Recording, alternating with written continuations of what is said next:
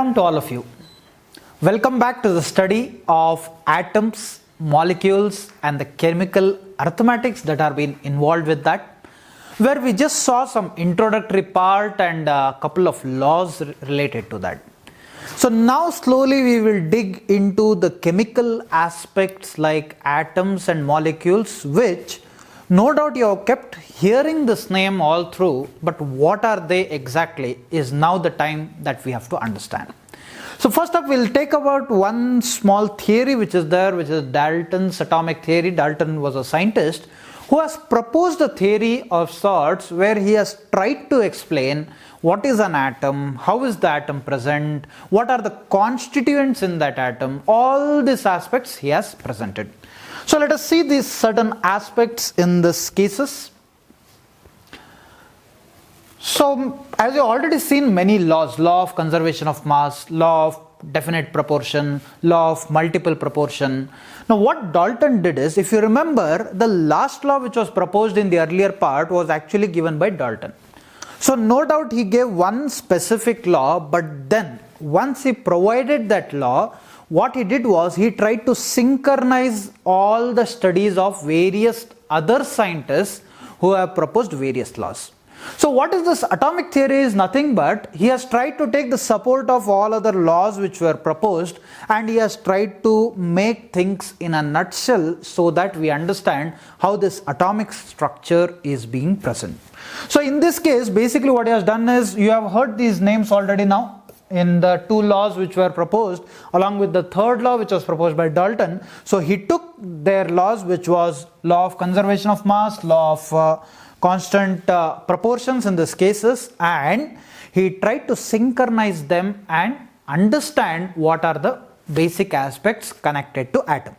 So what did he try to propose? That let us see in the next part here, where he provided postulates. What are postulates? These are some things which you try to do a little bit of research. You are not very guaranteed about things, and try to propose the various aspects of a particular system. Here example is atom.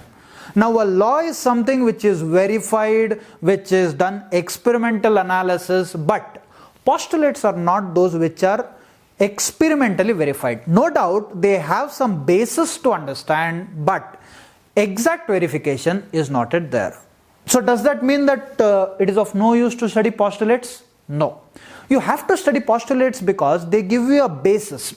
From that basis, you can start to analyze various other things. So what is the first thing that he told? He told that matter consists of indivisible particles. So we already seen that this indivisible word came from the word atom itself, where it was believed that you can cut the matter to some parts and then finally it will stop at one smallest particle. In Indian theory they called it as Paramanu, but then they called it as atom.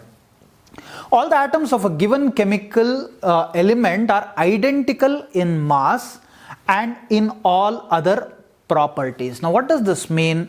So generally, if you have a particular element, for example, still we have not gone into the concept of element, but I am sure you have heard of something called as oxygen. Now this is represented as O. Let me give you a basic understanding that oxygen actually has an atomic number of 8, mass number of 16. These basic aspects you must have studied in your earlier classes. Now what does this mean? Especially the statement, all the atoms in a given element. Now in this element, oxygen, there are various atoms which have been present. So how many atoms? You are going to come across a number something like this, 6.022 into 10 raised to 23. So when we study this factor, I will again bring you back to this concept. As of now, be aware that an oxygen element which is there will have n number of atoms, many atoms. Now all those atoms are seen to be identical in mass. They are not told equal in mass, they are told identical in mass. What does this small variation mean? It means that they are almost similar to each other in these cases. So this was about the explanation for how the atom is present. Different chemical elements have different kinds of atoms, and in particular such atoms have different masses. Now there could be a little confusion between these two. The chemical elements have many atoms as such, but generally it may not be made up of a same atom. For example, if I take water, H2O. Now this is one compound, but is it made up of same atoms? No. There is hydrogen present, there is oxygen present. So that is what is being conveyed here, that different chemical elements, water, may have different kind of atoms, and in particular such atoms have different masses. Very natural that hydrogen mass is different, oxygen mass is different. Suppose if we had taken O2, then we would have told that it is same, but then such type of compounds are also available.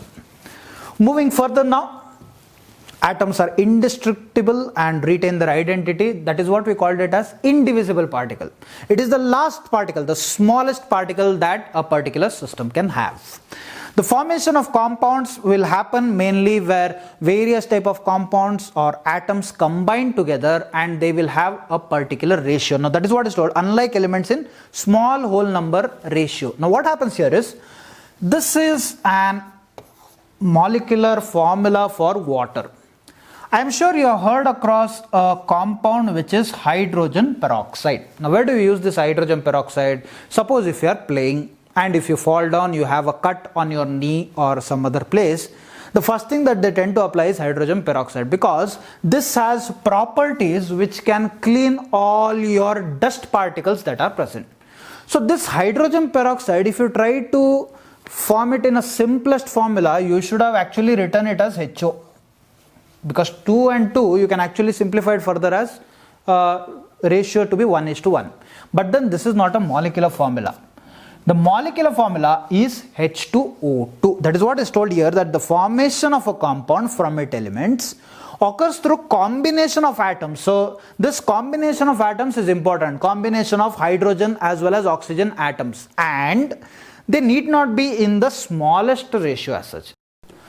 So what is basically tried to be explained here is that these formations need not be in smallest whole number ratio, but atoms will combine with each other depending on their stable state. How do you determine a stable state? That we need to understand by knowing some more basic concepts in these parts. So what are those basic compositions? Let us just see. First up, we are going to talk about atom. Now this is something we have spoken a large number of times.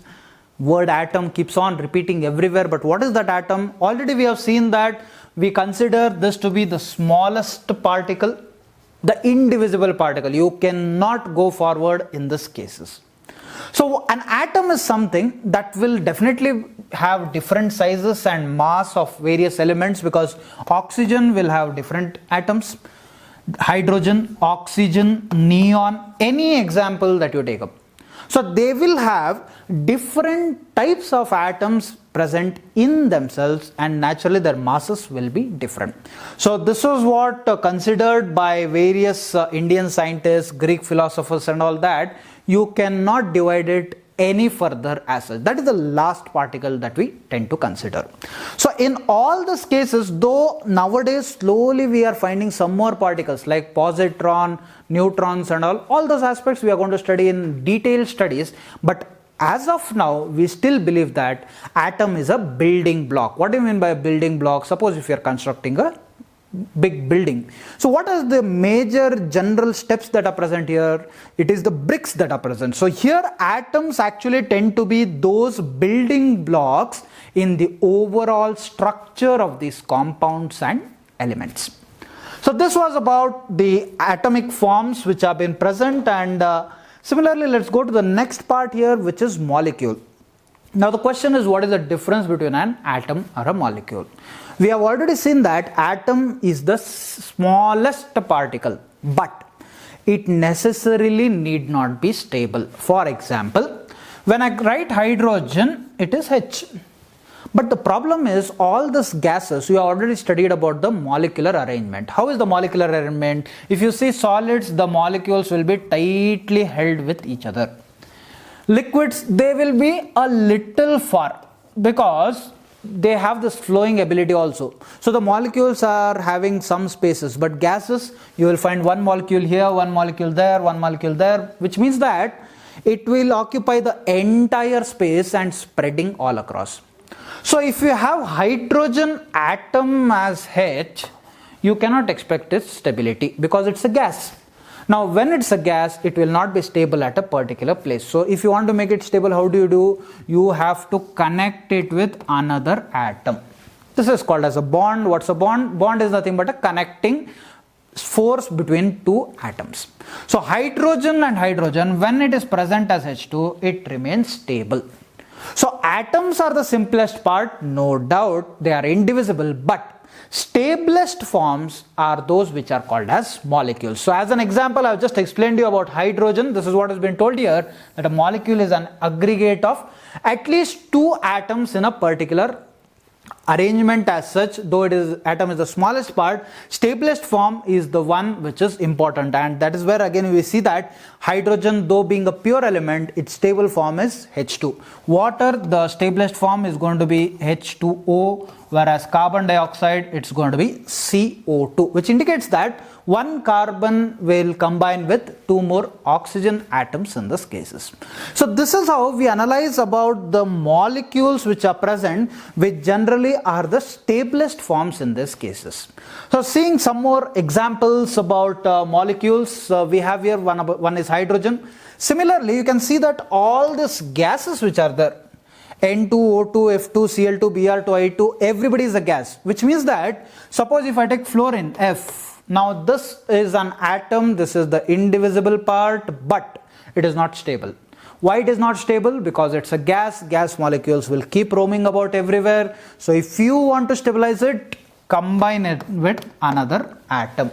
And that is how this molecule F2 will be stable. Now the question is, say let me take an metal like sodium. Sodium metal, I think in your 10th class you have done a small experiment where if you put a small sodium metal piece in water, it suddenly catches fire. Now this Na, should I write it as Na or Na2 as molecule? Now F, I happen to write it as F2, O2, Cl2, Br2. Na, is Na correct or Na2 correct? Na is correct. Now why this is not correct is because Na is a solid, and how are the molecules in solid? Tightly packed. So when they are tightly packed, they are stable by themselves. So therefore, arrangement of molecules determines the stability of the presence of their states. Na, Li, we have potassium K, all this will remain as monoatomic. Mono means one. Monoatomic. This is 2. Therefore, we can call it by the name diatomic. So here this is what we see, that all these are generally diatomic. Examples of heteronuclear diatomic. Hetero, homo, hetero. This word must be very clear to you from a long time. Homo indicates same, hetero indicates different. Now O2 is a molecule. This is homonuclear because same oxygens, 2 oxygen, 1 plus 1. Whereas an example like HCl, it is a combination of two different atoms, hydrogen and chlorine. So homo indicates same, hetero indicates different. So what are the various examples that we have in this case? We also have carbon monoxide. This is also a heteronuclear molecules. All these are diatomic because two atoms are there. Similarly, you can take CO2, carbon dioxide. Now this is, you can call it as hetero because two different atoms are there. But it is called as triatomic. Reason for triatomic, because in total 3 atoms are present.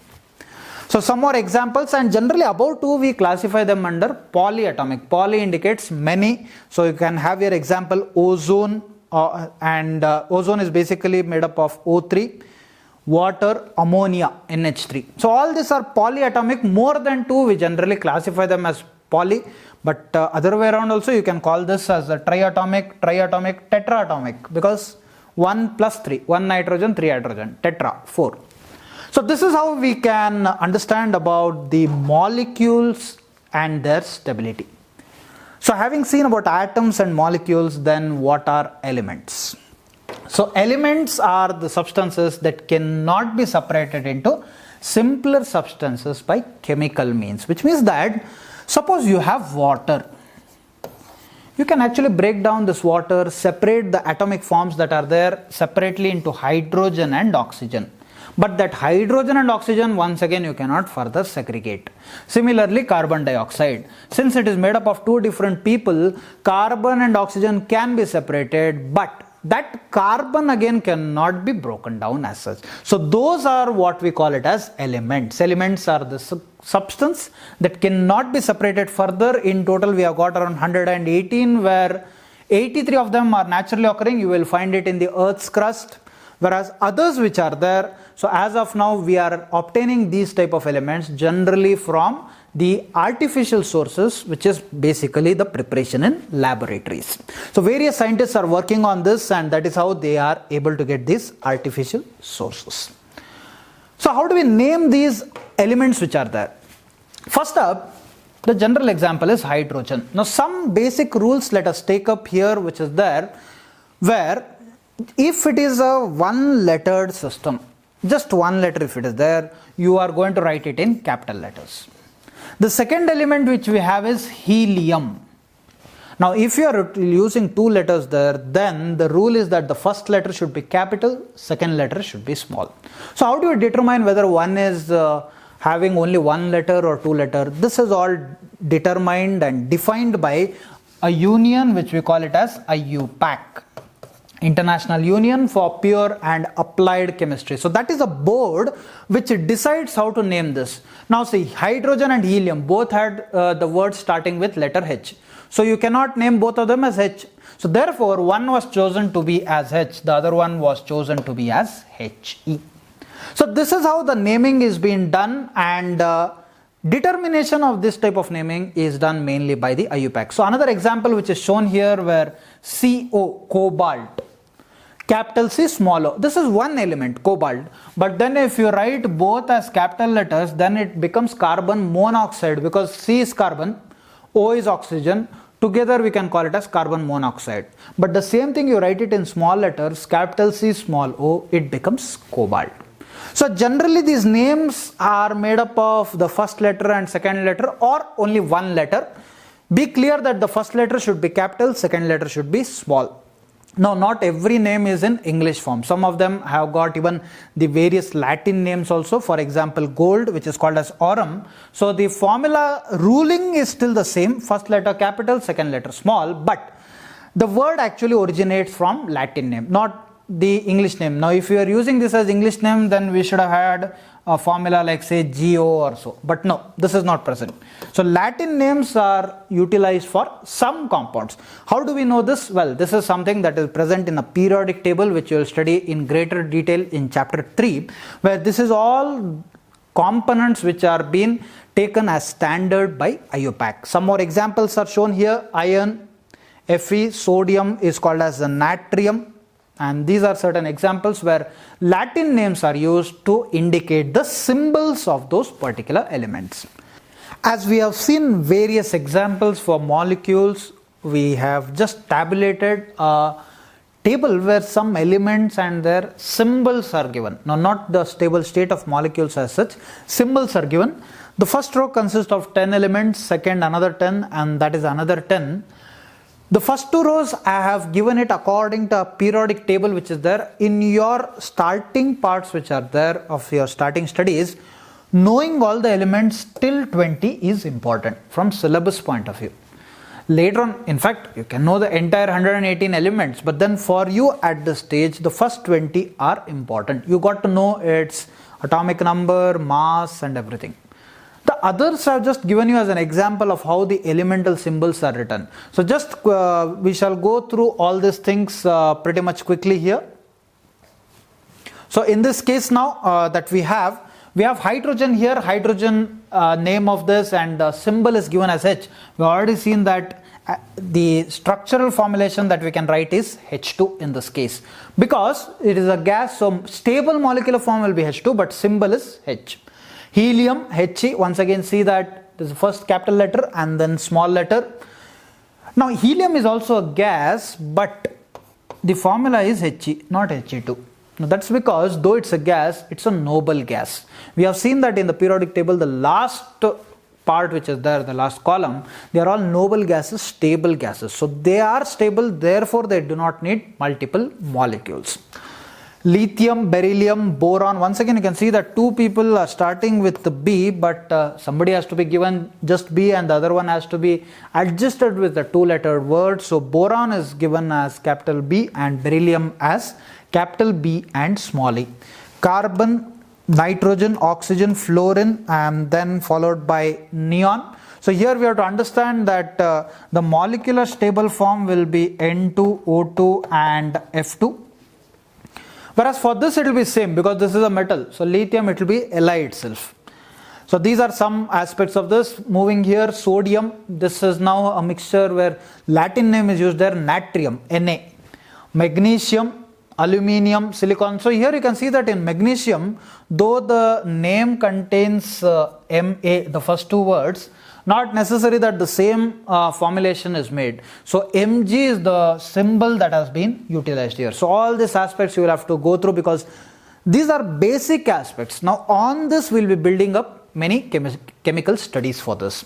Silicon, phosphorus, sulfur, chlorine, argon, potassium, and then we have calcium, Ca. These are various elemental forms that we have. As I told you, the first 20 I have given it according to the periodic table. The next set which is there I have just given as an example.